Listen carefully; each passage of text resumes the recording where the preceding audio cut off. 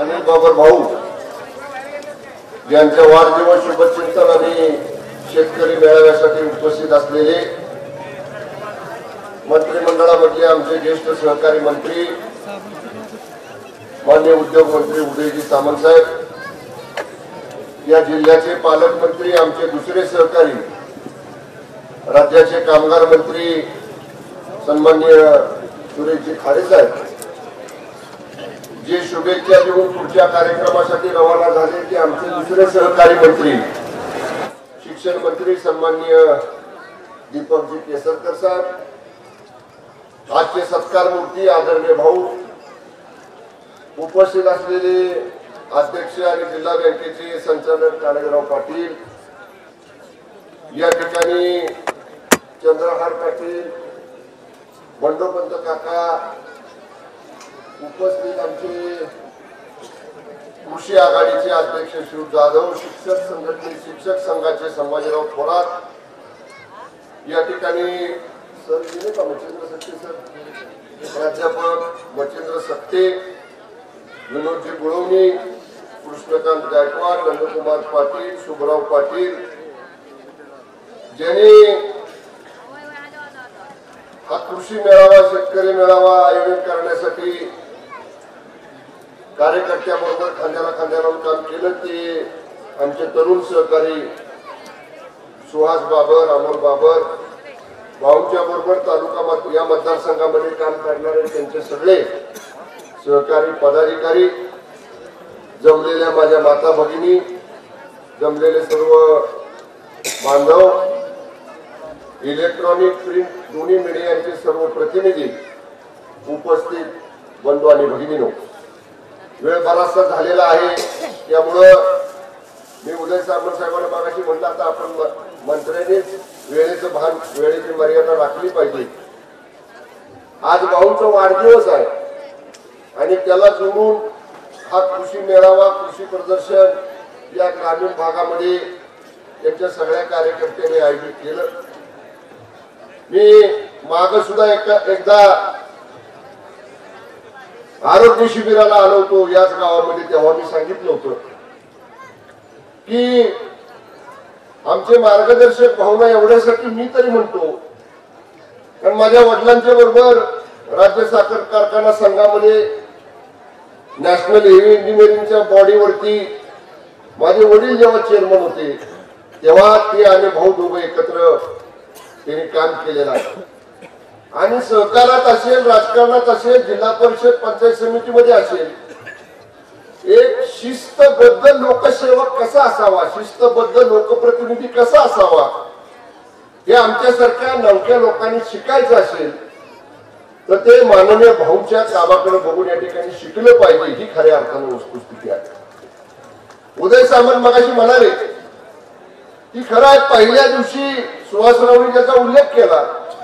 आता 1.5-2 वर्ष झाल्यामुळं काय उलगडून सांगायला हरकत नाही, पण माझ्याच फ्लॅटवरती जिथं आम्हाला सरकारी निवास दिलेली होती तिथं जेवण पश्चिम महाराष्ट्रातल्या सर्व आमदारांचं माझ्याकडे ठेवलं होतं. अनिल बाबर साहेब होते, मी होतो, प्रकाश आंबेडकर होते, महेश शिंदे होते, शहाजी बापू होते, असे 5 जण आम्ही होतो. प्रत्येकाचे शहाजी नव्हता तिथं, ह्याला बी काय माहित नाही, सुहासरावला बी काय माहित नाही. माझा भाऊ सक्का तिथं होता. अर्ध्या तासात मागायला आलो, म्हणलं आम्ही एक मिटिंग करून मिटिंगला जातोय, आलो परत. म्हणलं आम्ही ठरवलं होतं, नियोजन केलं होतं. सांगायचं तात्पर्य हे आहे की काही बदल झाले, आम्ही केले, सरकार आलं, आम्ही मंत्री झालो आणि मी मंत्री झाल्यानंतर भाऊंना भेटलो. म्हणजे स्वतःच्या कुटुंबातला एखादा माणूस मंत्री झाल्यावर जसा आनंद होतो तसा आनंद भावना झाला. त्यांना हे वाटलं नाही की मी मंत्री व्हायला पाहिजे होतो पण शंभूराज देसाई कसा झाला, पण आपल्या मित्राचा मुलगा मंत्री झालाय हे पाहून त्यांनी खऱ्या अर्थानं मनापासून सांगितलं की शंभूराजे तुम्हाला माझ्या मनापासून शुभेच्छा आहेत, तुम्ही अधिक चांगलं काम करा. आणि ते पहिल्या दिवशीपासून मी आज एक मतदारसंघातल्या लोकांना सांगेन, गुवाहाटीमध्ये आम्ही गेलो आणि जेव्हा माननीय शिंदे साहेबांच्या बरोबर चर्चा झाली, भाऊंचं पहिलं वाक्य होतं, मला बाकी कुठल्याही गोष्टी तुमच्याकडे नको आहेत. मी मागा 2.5 वर्ष सुद्धा टिंबूच्या 6व्या टप्प्यासाठी झगडत आलो आणि आता सुद्धा माझा प्रयत्न हाच आहे, आपलं सरकार आल्यानंतर मला टेंबूच्या 6व्या टप्प्याला मान्यता या ठिकाणी मिळाली पाहिजे, त्याला निधीची तरतूद झाली पाहिजे. या मुद्द्यावर मी तुमच्या बरोबर आहे. हो बरोबर आहे का? मी सांगतो याच्यापेक्षा वेगळं भाऊ शिंदे साहेबांकडे काय मागितलं नाही. आमच्या केव्हा आधी भाऊ मंत्री झाले असते, पण भाऊ मी सांगतो पाठपुरावा उदय सामंत म्हणले ती वस्तुस्थिती आहे.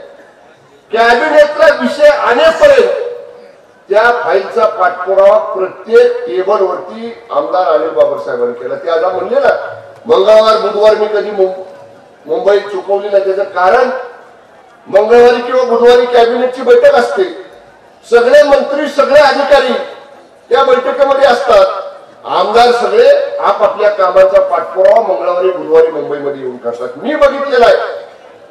वित्त विभागामध्ये अडचण आली, वित्त सचिवांकडे भाऊ गेले. आणि कुठल्या विभाग नियोजनची अडचण आली, नियोजन मध्ये भाऊ गेलेत. जलसंपदेमध्ये काय अडचण आली, जलसंपदेमध्ये भाऊ गेलेत. अगदीच त्याला काय वाटलं तर आमच्यासारख्या मंत्र्याच्या कार्यालयातून सुद्धा संबंधित विभागाच्या अधिकाऱ्यांना फोन करून त्यांनी त्या फाईलचा मंत्रिमंडळाला येईपर्यंत पाठपुरावा केला. मी जबाबदारीने सांगतोय मंत्री म्हणून, कॅबिनेटचा अजेंडा आदल्या दिवशी आमच्याकडे येतो, बंद विभागामध्ये असतो, मंत्र्याशिवाय तो कोणी उघडायचा नसतो. मी काय उशीरपर्यंत आदल्या दिवशी गेलो नव्हतो. मी डायरेक्ट कॅबिनेटला जाताना ते फोल्डर कॅबिनेटच्या फाईलमध्ये टाकलं, मिटिंगला निघालो. मला भाऊ भेटले. भाऊनी सांगितलं राजे आज कॅबिनेटला टेंबूचा विषय येणार आहे, कुठल्याही परिस्थितीमध्ये आपल्याला ही योजनेला सुधारित प्रशासकीय मान्यतेला कॅबिनेटची मंजुरी आज झाली पाहिजे. म्हणजे मंत्रिमंडळाच्या बैठकीला मंत्री आज त्या दालनामध्ये जाईपर्यंत जो व्यक्ती या टेंबू योजनेचा पाठपुरावा करतो तो व्यक्ती खऱ्या अर्थाने त्या टेंबू योजनेचा शिल्पकार आहे. राज्य सरकारचा मंत्री म्हणून मी जबाबदारीने आपल्याला सांगतोय, इतर कुणीही त्याचा श्रेय घेण्याचा प्रयत्न करत असेल तर तो त्याचा किविलवाला प्रयत्न आहे. एखाद्या आमदारांनी मगाशी शेरा जो वाचून दाखवला पत्रावरचा, त्या शेऱ्याचा जर फ्लेक्स करून लावला असता तर भाऊ म्हणले तसं व्हॉट्सअप आणि फेसबुक पुढाऱ्यांचं पितळ कधीच उघडं झालं नसतं. पण शिस्तबद्ध लोकसेवक कसा असतो, शिस्तप्रिय लोकप्रतिनिधी कसा असतो, आपल्याला नियमबाह्य काय करायचं नाही, नियमाला सोडून काय करायचं नाही, हे भाऊने पहिल्यापासून तत्व पाळलं.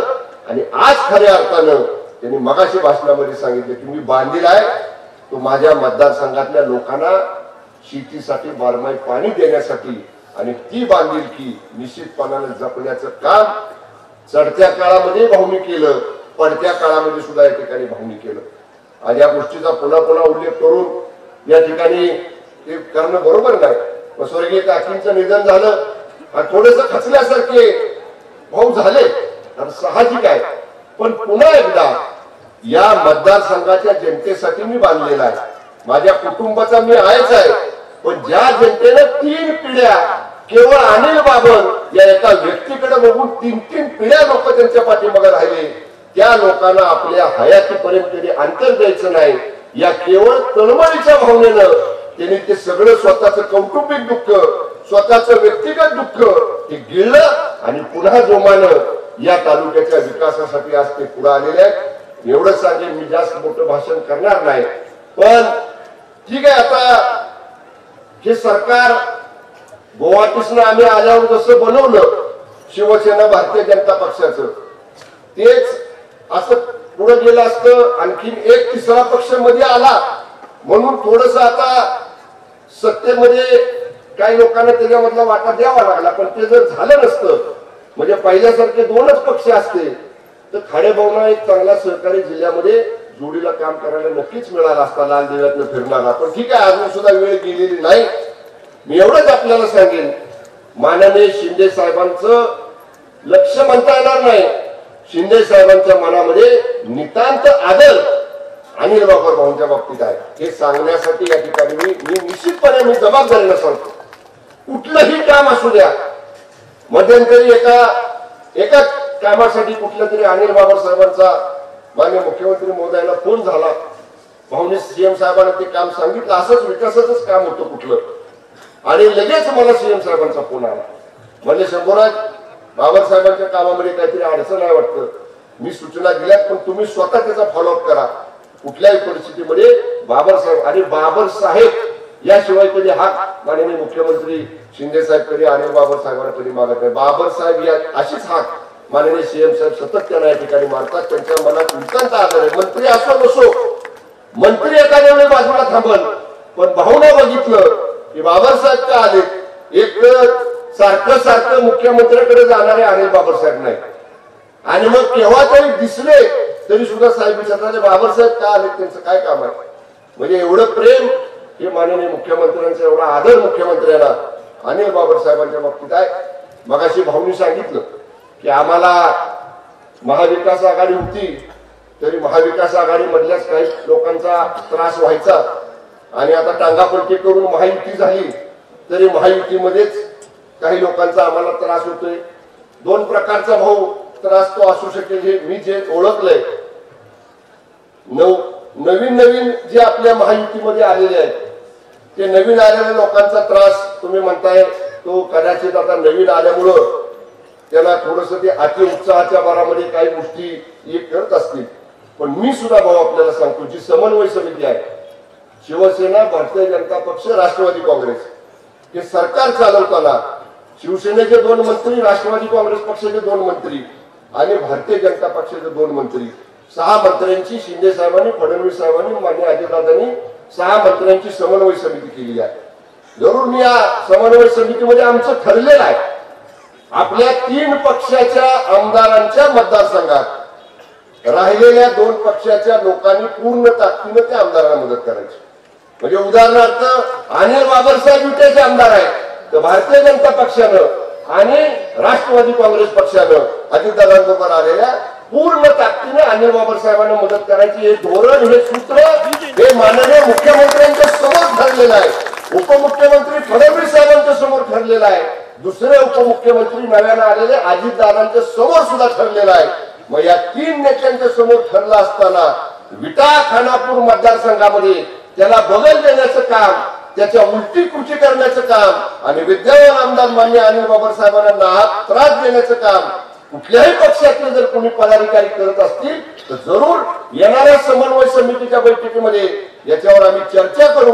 आणि 3 नेत्यांना व्यक्तिगत पश्चिम महाराष्ट्रातला मी मंत्री आहे, मी स्वतः शिंदे साहेबांना, फडणवीस साहेबांना, अजितदादांना सांगेन जे कोणी असं करतायत त्यांचे वेळीच कान टोचण्याचं काम त्यांच्या पक्षप्रमाणे केलं पाहिजे. नाहीतर आरेला कार्य करायची ताकद प्रत्येक शिवसैनिकाच्या मध्ये आहे. आम्ही शिवसैनिक स्वर्गीय बाळासाहेब ठाकरे साहेबांच्या विचाराचे आहोत. आज 74व्या वर्षी सुद्धा एवढ्या आत्मविश्वासानं या समाजासाठी खंबीरपणानं उभं राहणाऱ्या अनिल बाबासाहेबांच्या पाठीमागं मी एवढं सांगेन, नुसती शिवसेनाच नाही तर महायुती भक्कमपणानं उभी आहे. आणि महायुतीतले चुटपुट कोणीतरी छोटा मोठा असा काही कार्यकर्ता त्याला त्याच्यापेक्षा वेगळं काय करायचा प्रयत्न करत असेल तर ते सहन केलं जाणार नाही. त्यांच्या वरिष्ठ नेत्याला जरूर सांगून त्याच्यामध्ये लवकर सुधारणा आम्ही करू एवढी ग्वाही देतो. अनिल बाबासाहेबांनी माझ्या खात्याबद्दल काही मागणी केली नाही, कारण मागणी करण्यासारखं माझ्याकडे नाही काय, माझ्याकडे सरकारी तिजोरी भरायचं काम फक्त आहे.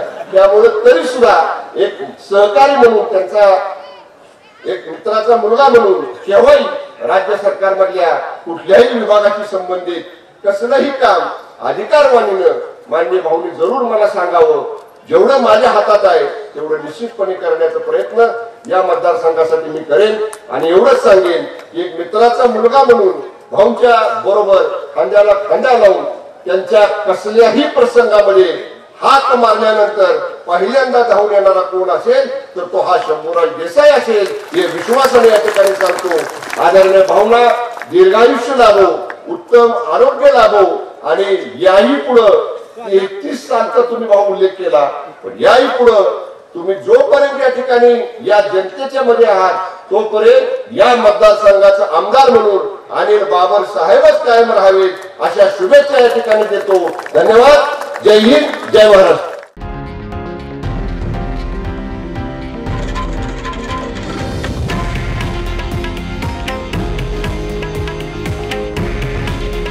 हे आहे देशातील नंबर 1 न्यूज नेटवर्क आणि आपण पाहत आहात TV9 मराठी.